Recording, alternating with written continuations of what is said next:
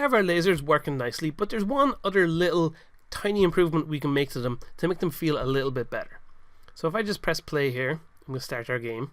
If I fire against that asteroid, once it hits it, it kind of feels a bit bland that our lasers hit against the object and that's it. They just disappear. There's nothing else to be done. So let's make it a bit more interesting, and we're going to add a simple particle effect that will make our bullets seem like they're impacting and doing kind of not necessarily damage, but at least they're having some interaction with the world. So we're going to go to game object, and we're going to go to particle system. So this creates a new particle system in the world. First thing we want to do is make sure that this is rotated the right way. By default, it's made to fit into 3D space, so it creates it with a rotation facing upwards. So we want to turn that off. We want to say the rotation on the x-axis should be 0.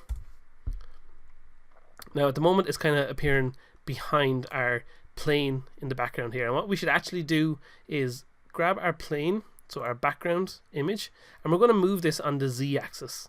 We're going to move it so it's back. We'll move it back to say 10, because unlike before where we could reorder things, we discussed it in one of the early videos. So say if I go to the player here, we could reorder things in the sorting layer and change how they appear. Because our plane is a 3D object, we need to push it further into the background so that it doesn't interact with anything in front of us that we don't want it to. So let's go back to our particle system.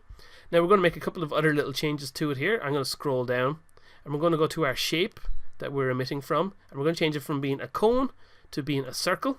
So it's much more of a 2D interaction that we're going with here. We're going to pull the radius of it down quite a bit. I'm going to move it. I'm going to move it over here just to make it, just have an idea of it in scale with the ship here. And then we're going to change our emission over here to be, instead of rate over time 10, we're going to set that to be 0. And what we're going to do is make it burst out a certain amount. So what will happen is every few seconds, because it's set up in the moment to be looping, it'll keep bursting out a few little objects. So what we're going to do is set it to be bursting between 5 and 7, like this. So it'll only create a little few, just like that. That's all we wanted to do, is create a few little bits of burst like that. Now we're going to make it so that they don't fly out anywhere near that far either. So let's set that up. So if we go to start speed here, we're going to set that down to be 2. So they just kind of go out like that. We're going to change the lifetime of these little kind of ball things to be 0.5. So they barely last for any length of time. Now our loop at the moment is taking ages to make new ones because we have duration set up to 5. So I'm just going to put that down to be 1. So we just can keep seeing them spawn out. Now it looks kind of weird at the moment that they appear and then they just kind of blink out of existence. So what we're going to do is make them shrink down as time goes along. And we can do that by scrolling down through our particle system over here. And if we go to size over lifetime, and just hit the little tick beside it and then make it drop down by clicking on the name. Just click on the big grey box here for size, and then down on the bottom where we have this little area here, grab this little diamond on the right hand side, the little red diamond here, and we click and drag that down to the very bottom. And what happens is you see our little particles kind of shrink down as time goes on, so it looks like they're kind of fading out and dissipating rather than just blinking out of existence magically. So we'll scroll back up again here. The next thing we want to do is add some color into what these objects look like. So here where we have start color, I'm going to go and make this kind of a blue color, so it's a bit like our lasers. Actually more of this kind of blue here. But they kind of look a bit generic just all being blue like this. So we're going to add a tiny bit of variety into it by saying, instead of it just being this one start color, if we hit the little drop down beside the color, we can say it'll be random between 2 colors. So it'll be either that light blue or this other kind of darker blue. A little bit more actually than that. So now you can see we're getting a bit of variety in the blues that we see. But at the moment, the size that the particles are starting out at is quite big. They're probably like a bit bigger than our laser itself. So we're going to change the start size here. Where is it? Here we go. Instead of being 1, we'll put that down to be 0.25. 0.25 like that. So now you see it's just this tiny little effect that we can see. We can zoom in a little bit more and see it.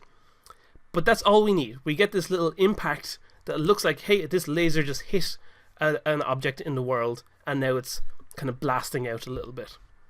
So that's all perfectly fine. The only other thing we need to do is make sure we turn off looping, because we don't want our particle effects to be going over and over again. We want it to impact against the wall and do this little spray out, and that's it. We don't want it to keep spraying over and over and over again. So now that we've created this effect, let's go ahead and add it so that it happens when our laser bumps into something. So to do that, we'll obviously need it to be a prefab that we can reuse. So let's go and rename it first of all. We'll call it laser impact. And I'm going to click and drag that into our prefabs folder. And it appears as this kind of box shape because there's no visual element part of it that we can see in the world, so it doesn't have anything to show here in our folder. So by default it just puts it in as this kind of square box. I'm going to delete it from the world itself, and then we're going to go into our bullet controller script and add the ability for that to be instantiated when we hit against anything.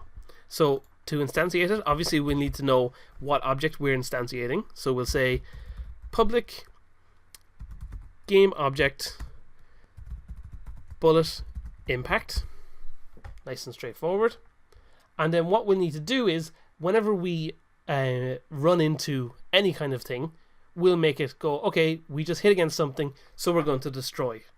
So, we're going to destroy ourselves and make it look like we're destroying ourselves, basically. So whenever we hit against anything else, we're destroying ourselves here. So that's why we have our on trigger enter 2D in place. So just before we destroy ourselves, we're going to instantiate our bullet impact, and the position we're going to instantiate it at is wherever our laser currently is. So that'll be at our current transform.position, and we'll give it the transform.rotation as well of our laser. So nice and straightforward. We'll save that, pop back into Unity, and then we need to make sure we hook up our scripts. Oh, we got a bit of an error here on line 9. That should be a capital G. Just one of those small things that MonoDevelop doesn't correct sometimes, but that's okay. So we need to hook up those impacts into our lasers. So we'll go to our laser here in our prefabs, scroll down to where we have that slot now, and we'll drag our laser impact into there. And now when we press play, we should see when we hit that asteroid, you can see our little blast effect spreads out on impact. So perfect, that's exactly what we wanted to do, but there's one other problem happening now, which is all of these particle effects that we created have just filled up our world over here. That's no good. We don't want that. We don't want them staying forever. We only want them to last for about a second, which is how long they're alive in the world. So let's go ahead and create a very, very simple and quick script that will make sure that when those items are created in the world, they'll only last for a certain amount of time.